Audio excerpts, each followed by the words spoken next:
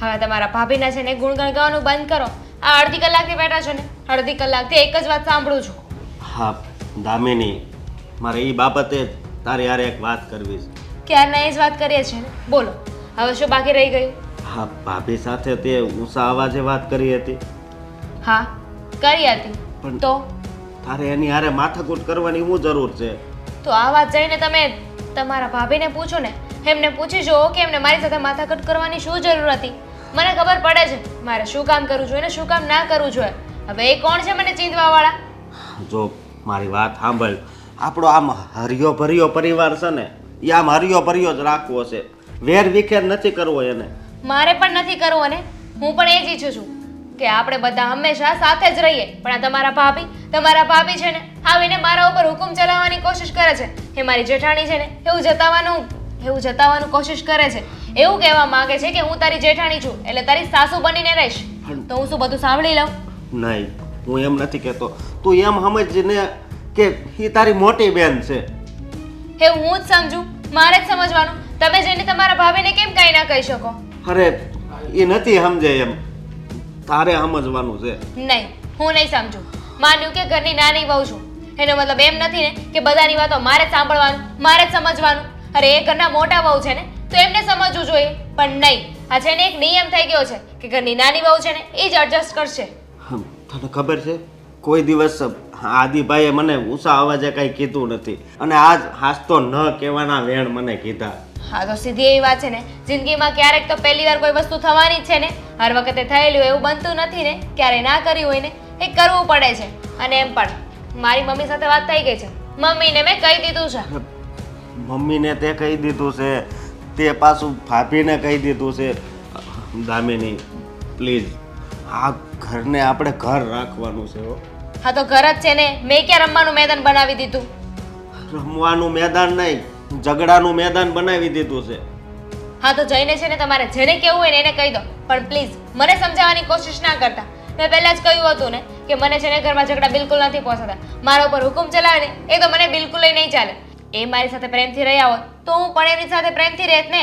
પણ નહીં, એમને તો છે ને બધા જ કામ મને ચીંધવા છે, નોકરાણી બનાવીને રાખવી છે. તો હું પણ છે ને આ ઘરની વહુ છું, નોકરાણી નહીં. હું ક્યાં કહું છું કે તું આ ઘરની નોકરાણી છે?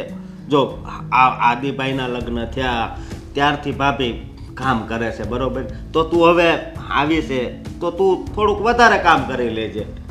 તો હું આ ઘરમાં નહોતી આવી ત્યારે પણ ભાભી કામ કરતા જ હતા ને. તમે જ કહ્યું કે જ્યારથી લગ્ન કરીને આવ્યા ત્યારથી કામ કરે છે. તો હવે હું લગ્ન કરીને આવી તો એમના હાથ પગ શું કામ તૂટી ગયા? જો આ તમારી આર્ગ્યુમેન્ટ છે ને તમારી પાસે રાખો. આ મારી આગળ છે ને તમારી બધી જ વાતના જવાબ છે. અને તમારી આંખ પણ છે ને વહેલા તકે ખુલી જાય ને તો વધારે સારું કહેવાય. હા જો, તું મારું નથી સાંભળતી, આદિભાઈ મારું નથી સાંભળતા, ભાભી નથી સાંભળતા. હા, મમ્મી પપ્પાને તો શું કહેવું હવે? આમાં વચ્ચે છે ને હું પીસાવું છું. તો વચ્ચે આપણે ના રહેવું જોઈએ ને, આપણે સાઈડમાં જતું રહેવાય. પણ તમે છો કે તમારે છે ને બધાની વચ્ચે જ આવવાનો શોખ છે. શું કરવું ખબર નહીં. હા, ભગવાન કઈ રમત રમી રહ્યો છે? કોઈ રમત નથી રમી રહ્યા. આ જ જીવન છે અને આવું જ હોય. આપણે જેને જેવું સમજતા હોય ને એવું હોય નહીં. આપણને એવું લાગતું હોય કે આ સીધી સીધી વાત છે ને, સીધું દેખાઈ રહ્યું છે, પણ એવું હોતું નથી. આપણે ધ્યાનથી જોઈએ, ધ્યાનથી સમજીએ ને ત્યારે ખબર પડે કે અચ્છા સામેવાળો વ્યક્તિ આપણી સાથે રમત રમતો હતો.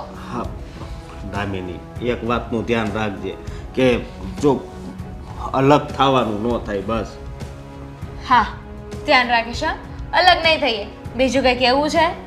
નહીં, બીજું તો કાંઈ નથી કહેવું. હા, જ્યારથી અહીંયા બેઠા છે ને ત્યારથી બસ ભાભી ભાભી ભાભી, તું સમજ. જાણે કોને ખબર મને શું સમજીને લાવ્યા છે ને. અરે મારી પત્ની જ સમજો છું તને. હા, તમે તો સમજો છો ને, પણ આ તમારા ભાભી તું નહીં સમજે મારી વાત. નહીં સમજો. કીધું ને એકવાર, હું નહીં સમજુ. તમારે જેને જે સમજાવવું હોય એને સમજાવો, જેમ સમજાવો એને સમજાવો, પણ હવે મને સમજાવવાની કોશિશ નહીં કરતા. હવે મને સમજાવે છે ને તો હું એવું સમજાવીશ કે તમે સમજવાનું ભૂલી જશો. હા, મને લાગે છે કે ભગવાને મને અહીંયા બધાને સમજાવવા જ મોકલ્યો છે.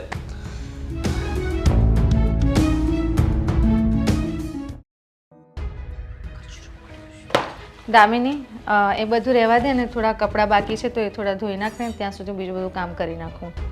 હું શું કામ દઉં?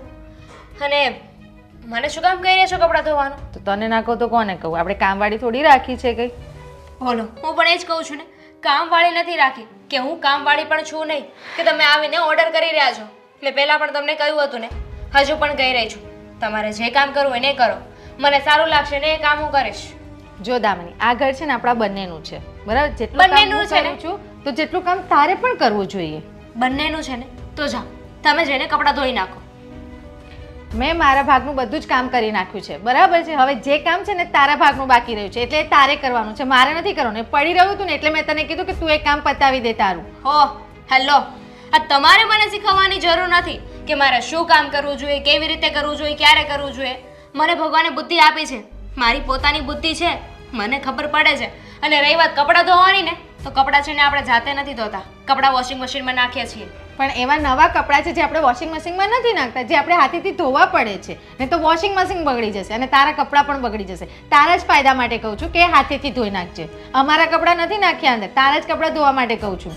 કાલે પ્રસંગમાં કોણ ગયું હતું? નવી સાડી કોની છે?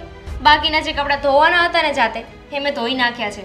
અને વોશિંગ મશીનમાં નાખવાના હતા ને, એ વોશિંગ મશીનના કપડાં પણ મેં વોશિંગ મશીનમાં નાખી દીધા છે. વોશિંગ મશીન ખાલી હવે શરૂ કરવાનું છે. ખાલી એ તમારી સાડી છે ને એ જ બાકી છે. અને આપણા ઘરમાં નિયમ છે ને કે જેના કપડાં હોય જાતે ધોવાના હોય એ જાતે ધોઈ નાખે. તો હવે કોનું કામ બાકી રહ્યું? એટલે તે તમારા કપડાં ધોઈ નાખે, ખાલી અમારા જ કપડાં તને વધારે પડ્યા હતા તો એ તારાથી ધોઈ નતા નખાતા. હું ઘરનું બીજું બધું કામ નથી કરી, તમારા ભાગનું પણ કામ કરી જ લઉં છું ને, તો તું મારા ભાગના ખાલી કપડાં ના ધોઈ શકે? ભાભી, હા છે ને તમારી બહુ ગંદી ટેવ છે. આ વાતે ને વાતે છે ને એક ને એક વાત કર્યા કરો છો. તારા ભાગનું કામ હું કરી નાખું છું, એટલું કામ કરું છું. મને સંભળાવવાની જરૂર નથી. અને રહી વાત તમારા લોકોની કામ કરવાની, તો તમારું કામ છે ને એ હું કરી જ નાખું છું ને. અમારા જેઠજીના કપડાં હતા ને એ પણ મેં વોશિંગ મશીનમાં નાખી દીધા છે. હવે 2-3 દિવસથી તું આવું વર્તન કેમ કરે છે? શું થયું છે તને? પાછો એને એ જ સવાલ. સાચું કહું, મને છે ને આ તમારું બિહેવિયર બિલકુલ પસંદ નથી. તમે આ ઘરમાં રહો છો ને એ પણ મને પસંદ નથી. કારણ કે આ તમારું જે રોબ જમાવાનું, મારા પર ચોહુકુમી કરો છો ને એ મને નથી ગમતું. રોપ જમાવાનું મને પસંદ પણ નથી દામિની, બરાબર છે? તું જે રીતનું વર્તન કરે છે ને એટલે મારે ગુસ્સે થવું પડે છે. આ રીતે કોણ વાત કરે ઘરમાં? અને તારા આવ્યા પછી જ આ ઘરનું બિહેવિયર બદલાઈ ગયું છે, એટલે આ બધું ઝઘડાનું કચકચ બધું વાતાવરણ થઈ ગયું છે. તું નથી ને ત્યાં સુધી બહુ જ સારું ચાલતું હતું. ખબર નહીં તું ક્યાંથી કેવી રીતે આ બધું શીખી લાવી છે. તો તમે કહેવા શું માંગો છો કે હું આ ઘર છોડીને જતી રહું? મારે તો છે ને હવે બધાને વાત કરવી પડશે કે ભાભીને આ ઘરમાં હું રહું છું ને એ નથી ગમતું, મને ઘરની બહાર કાઢવાની કોશિશ કરે છે. હા, તમારા દેર છે ને એ બિચારા બહુ તમારા પર વિશ્વાસ કરે છે. હું એમને તમારી વાત કરું ને તો પણ મને એમ જ કહે છે ભાભી આવું કરી જ ના શકે, બહુ વિશ્વાસ છે તમારા ઉપર, પણ એને આ તમારો અસલી રૂપ નથી જોયો ને. હું ક્યારેય નથી ઈચ્છતી કે તમે આ ઘરમાંથી જ જાઓ, બરાબર છે? મને તો હવે એવું લાગી રહ્યું છે કે તું આવું વર્તન એટલા માટે કરે છે કે અમને ઘરમાંથી કાઢવા માંગે છે. અગર તું એવું ઈચ્છતી હોય ને તો અમે જ ઘરમાંથી નીકળી જઈશું. મારે જ વાત કરવી પડશે કે દામિનીનું જે બિહેવિયર એટલા માટે નથી ચેન્જ થયું, અમને ઘરમાંથી બહાર કાઢવા માટે ચેન્જ કરે છે. As you wish. તમારે જઈને જે કહેવું હોય ને કહી શકો છો. હું કોઈનાથી નથી બીતી. અને એમ પણ જઈને વાત કરશો ને એટલે ખબર પડી જ જશે. આ તમારે છે ને અમને ઘરની બહાર કાઢવા છે ને એટલે સવારે વારે મારી પાસે આવો છો. જો તમારે ઘરમાં શાંતિ જોતી જોત તો આ કપડાં ધોવાના બાકી હતા જાતે ધોઈ નાખી દે તમે, પણ નહીં. તમે અહીં આવ્યા, મારી સાથે બહેસ કરી, આ 5 માણસ સાંભળે એવું કરવા માંગો છો.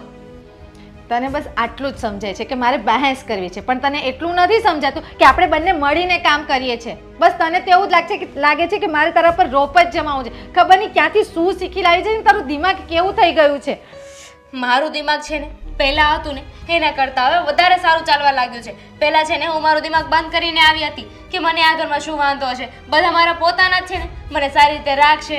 પણ હવે જો કે મને સમજાઈ ગયું છે કે કોણ શું છે, કેટલા પાણીમાં છે, તો એટલે છે ને મેં મારું દિમાગ ચાલુ કરી દીધું છે. તને સમજાયું નથી, તને વધારે પડતું સમજાઈ ગયું છે. અને આ કોને સમજાયું છે ને એ બી બધી ખબર પડે છે, પણ મારે છે ને હવે કોઈ વાત ઉકેલવી નથી. રહેવા દે બધી વાત. નહીં ઉકેલો ને તો જાઓ ને, તમારા કામ ધંધે વળગો, હું પણ મારું કામ પતાવી લઉં. ઓકે ફાઇન, જાવ જ છું. તમારી સાડી બાકી છે. હા, ધોઈ નાખીશ.